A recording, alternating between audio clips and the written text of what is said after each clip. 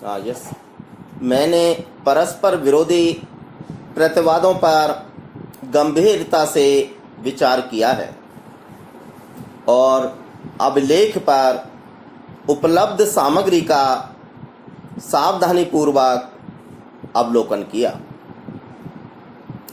यह प्रकट होता है कि विद्वान विचारण न्यायालय ने इस निष्कर्ष पर पहुंचने के लिए कि यह प्रश्नगत दस्तावेज साक्ष्य में ग्राह्य था और क्या यह रजिस्ट्रीकरण के लिए अनिवार्य था।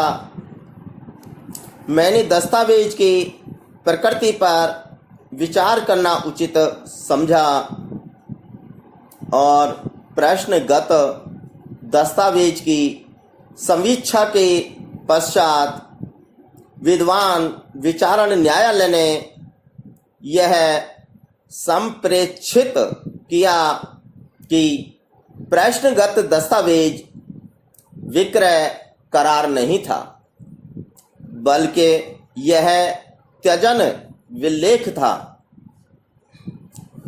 इसकी ग्राह्यता की जांच के प्रक्रम पर दस्तावेज की प्रकृति पर विचार करने में कोई अवैधता नहीं है।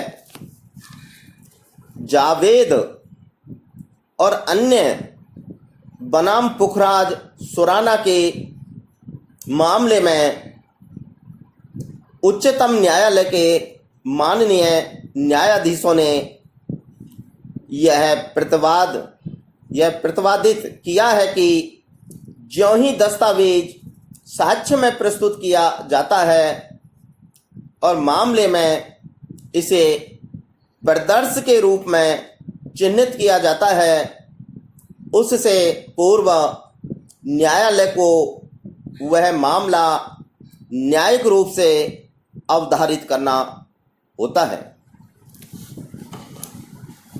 जगदीश बनाम रघुनाथ के मामले में यह इंगित किया गया कि हरक चंद बनाम राजस्थान राज्य के मामले में इस न्यायालय की पूर्ण पीठ द्वारा जो दृष्टिकोण अपनाया गया वह अब भी लागू होता है।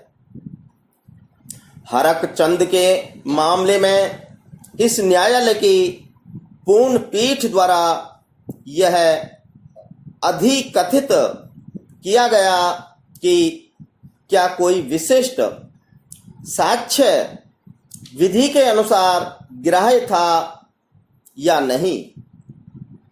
यह एक विधि का प्रश्न है जिसे विनिश्चित करने का विचारण न्यायालय हकदार था और यदि उस प्रश्न को विनिश्चित करने में कोई गलती की गई है तो यह नहीं कहा जा सकता है कि ऐसी गलती किसी भी प्रकार से अधिकारिता के प्रयोग करने की रीति में थी।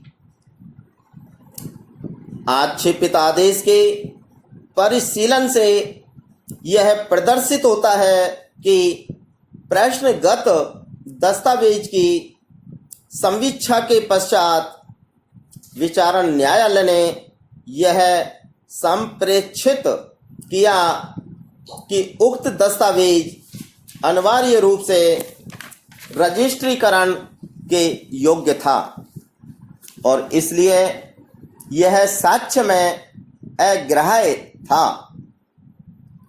इस प्रकार अंतिम रूप से विश्लेषण करते हुए मैं वादी के विद्वान काउंसिल के द्वारा किए गए निवेदन से सहमत नहीं हूं। मैं आक्षेपित आदेश में कोई भी अधिकारिता संबंधी गलती नहीं पाता हूं और यदि इसे रहने दिया जाता है तो इससे न्याय की विफलता नहीं होगी। स्टॉप।